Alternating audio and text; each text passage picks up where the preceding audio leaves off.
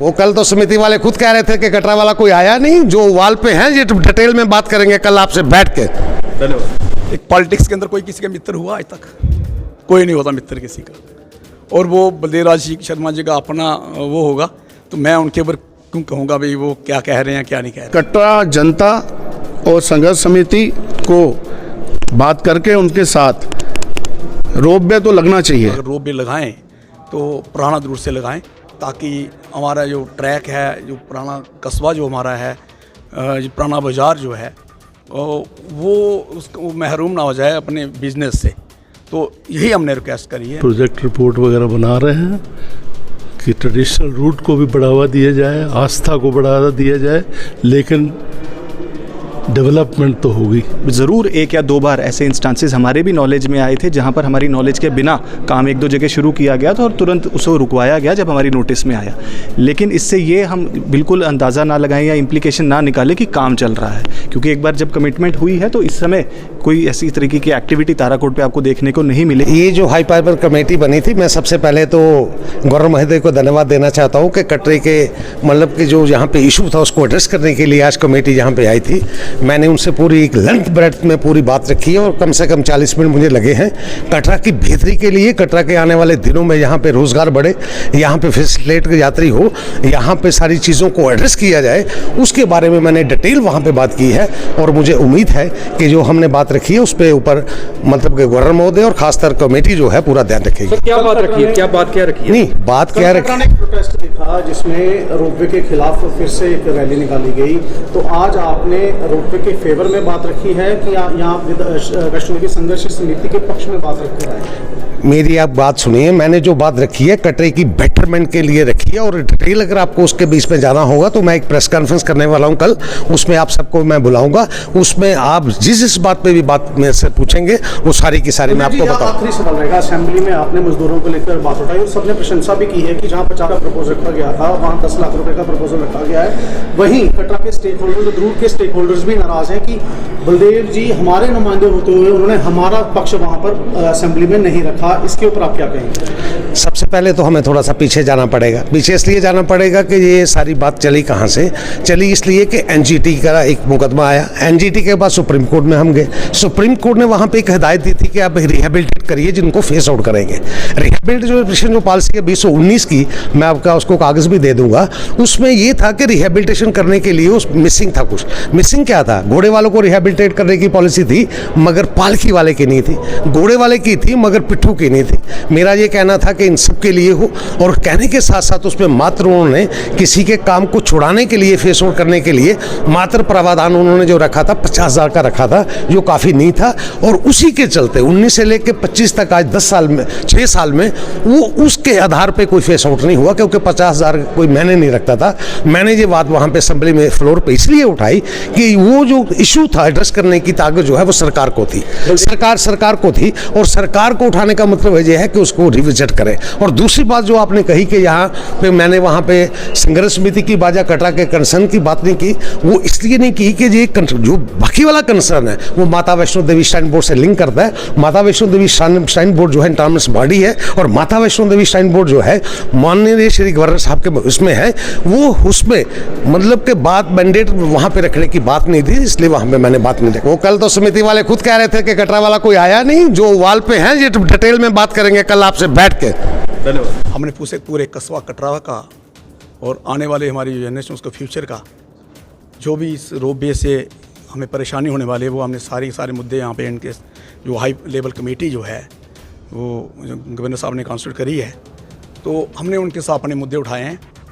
अब हमने उनसे ये रिक्वेस्ट करी है कि ताराकोट का जो उसके क्या इफेक्ट पड़ेंगे हमारे आने वाले फ्यूचर पे, बच्चों के फ्यूचर पे, और जो कस्बा कटरा का है उसकी रोजी रोटी पे, हमारे रोजी रोटी पे और बिज़नेस पे क्या इफेक्ट पड़ेंगे, वो हमने सब पहलुओं पे बात की है। अब श्राइन बोर्ड या यहाँ जो हाई लेवल कमेटी है वो डिसाइड करेगी कि उन्होंने क्या करना है। उस पर हम उनको यही सुझाव दे सकते हैं, हम उनको बोल सकते हैं कि आप ऐसा मत करिएगा, जहाँ से आप अलाइनमेंट चेंज करके यहाँ पे करिएगा। वो हमने सुझाव दिए हैं, वो कटरा के लिए और कटरा की बेहतरी के लिए। जो हमारा जो सिंह जी किस तरह का सुझाव दिया? रोपवे नहीं लगना चाहिए या अलाइनमेंट चेंज होनी चाहिए, और अगर अलाइनमेंट चेंज होती है तो वो कहाँ से अलाइनमेंट का जो अल्टरनेट है वो होना चाहिए? किस तरह? नहीं, हमने सुझाव दिया है। हमने तो सुझाव पुराना रूट के लिए दिया है कि भाई आप लोग जो अपना अगर रोपवे लगाएं तो पुराना रूट से लगाएं, ताकि हमारा जो ट्रैक है, जो पुराना कस्बा जो हमारा है, जो पुराना बाज़ार जो है, वो उसको महरूम ना हो जाए अपने बिजनेस से।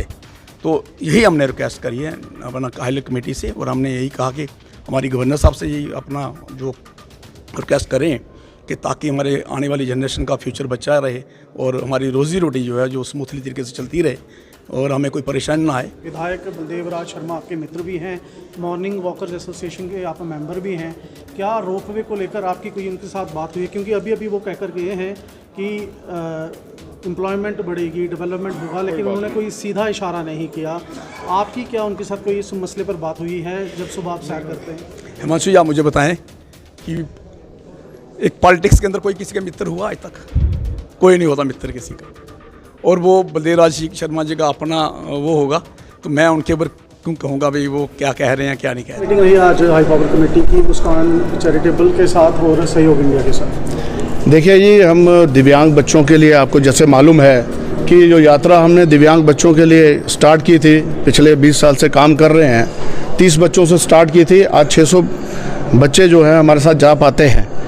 लिमिटेड फिगर हैं उनके, और आना लाखों की तादाद में आना चाहते हैं यहाँ पे माँ के दर्शनों के लिए।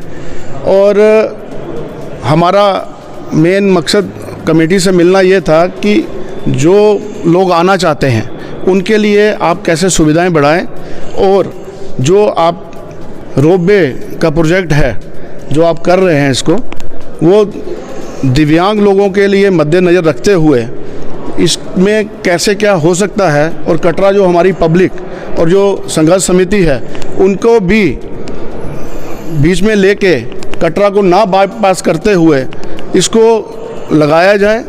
और ऐसे जो दिव्यांग लोग हैं, जो कैंसर से पीड़ित लोग हैं, वो यहाँ अगर आना चाहते हैं तो उनके लिए ये सुविधा होना बहुत ज़रूरी है। कटरा जनता और संघर्ष समिति को बात करके उनके साथ रोपवे तो लगना चाहिए। किस तरह कंडीशन में बच्चे आते हैं और कई हज़ार लोग, लाखों लोग आना चाहते हैं, हमें मना करना पड़ता है। हम कुछ लोगों को ही बुला पाते हैं यहाँ पर। हम चाहते हैं वो हर कोई, माँ सब जगत की माँ है, माँ वैष्णो देवी हमारे कटरा के लिए है, सब लोगों की है। तो कोई अगर दर्शन करने के लिए आए, वो घर में पीड़ित है, बीमार पड़ा है, तो उसको हम कैसे ऊपर पहुंचाया जाए।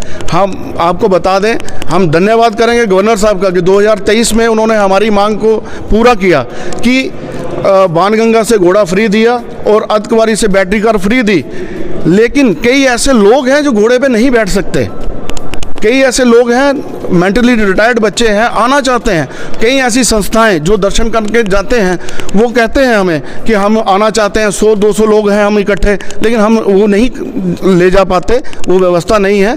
हमने ये रखा है प्रपोजल कि हम ये चाहते हैं कि कटरा की जनता और संघर्ष समिति से मिलकर कोई हल निकाला जाए, लेकिन ये सुविधा जो है हमारे दिव्यांग बच्चों के लिए चाहिए। आज हमने जो नुमाइंदे हैं रियासी के MLA साहब और कटरा के माता वैष्णो देवी के MLA साहब, DDC के चेयरमैन साहब और भी 1-2 डेपुटेशन से बातचीत की, तो नतीजा यही है कि हर एक आदमी कहता है विकास होना चाहिए। तो विकास के सपोर्ट में सब हैं। और विकास के साथ साथ हम ये भी देखेंगे कि सुविधा पिलग्रिम्स को मिले और यहाँ के जो बाशिंदे हैं, कटरा के निवासी हैं, उनकी भी बहबूदी हो। जो ये ट्रेडिशनल रूट है, इसको ऐसा बनाया जाए कि लोग दूर दूर से इसी रूट को अख्तियार करने के लिए आएँ। तो ऐसा हमारा बोर्ड का विचार है। उस पर हम लोग प्रोजेक्ट रिपोर्ट वगैरह बना रहे हैं कि ट्रेडिशनल रूट को भी बढ़ावा दिया जाए, आस्था को बढ़ावा दिया जाए, लेकिन डेवलपमेंट तो होगी। काम हमारा बंद है। क्या क्या रोपवे कटरा से लगाया जाएगा, पुराना दुर्ग से लगाया जाएगा, या फिर यही तो बातचीत हो रही है, यही बातचीत है। अलग अलग सुझाव आपको दिए? जी हाँ, अलग अलग तरीके हैं। कई लोग कहते हैं यहीं से लगाओ, कई लोग कहते हैं उधर से लगाओ। तो सब मिला के ऐसा किया जाएगा कि हर एक के व्यू को नज़र में रखते हुए फैसला होगा, विकास का फैसला होगा, बाशिंदों की बहबूदी का फैसला होगा और पिलग्रिम्स के आज की मीटिंग में वैष्णो देवी संघर्ष समिति को क्यों नहीं बुलाया गया था? क्योंकि कल मीडिया में उन्होंने बयान दिया कि उन्हें कोई नॉलेज नहीं है कि आज कोई मीटिंग होने वाली है और ना ही उनको कोई इनविटेशन है आज की मीटिंग को लेकर। सर मैं लूँ? देखिए, ऐसा है कि जैसा सर ने बताया कि कमेटी की जो मीटिंग्स हैं वो लगातार एक सिलसिला चल रहा है और जिस भी स्टेक होल्डर की रिक्वेस्ट आती है उसके हिसाब से कमेटी को हम रिक्वेस्ट करते हैं और कमेटी की कन्वीनियंस के हिसाब से मीटिंग्स रखी जाती हैं। तो आज जितने भी स्टेक होल्डर ग्रुप्स आए थे, इनकी रिक्वेस्ट हमारे पास पिछले हफ्ते 10 दिन में रिसीव हुई थी और उनको बुलाया गया था। इसके अलावा आगे भी ये आज भी मैं बार बार कहना चाहूँगा कि ये फाइनल कोई ऐसा नहीं है कि प्रोसेस ख़त्म हो गया है। और मैं सर की परमिशन के साथ कि कमेटी या संघर्ष समिति या जितने भी मेंबर्स और भी मिलना चाहते हैं, कोई अपनी बात रखना चाहते हैं जो अब तक ना रख पाए हो, तो उसके लिए कमेटी ओपन रहेगी। और अगर उनकी कोई और रिक्वेस्ट आती भी है राइटिंग में, क्योंकि हमारी जो एक प्रोसेस का एक सिलसिला है जिसके अंदर राइटिंग में रिक्वेस्ट आती है हमारे पास जो कमेटी से बैठक करना चाहते हैं, और उस हिसाब से जैसे ही वो राइटिंग में ऐसी रिक्वेस्ट आएगी हम कमेटी के सामने पुट करेंगे। बातचीत का दौर अभी जारी है, लेकिन इस बीच जो ताराकोट से रोपवे का काम अभी सोशल मीडिया पे वीडियो वायरल काम जो है जो चल रहा है, तो अभी आगे का क्या रहेगा सर काम?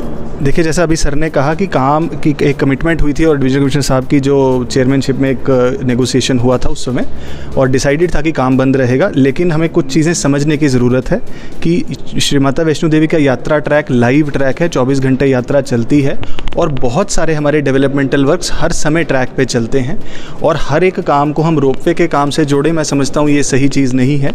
बहुत सारे हमारे प्रोजेक्ट्स के अंदर हमें रिटेनिंग वॉल्स के काम और बहुत सारे मटीरियल लॉजिस्टिक्स के काम करने पड़ते हैं। ज़रूर एक या दो बार ऐसे इंस्टांसेस हमारे भी नॉलेज में आए थे जहाँ पर हमारी नॉलेज के बिना काम एक दो जगह शुरू किया गया था और तुरंत उसको रुकवाया गया जब हमारी नोटिस में आया।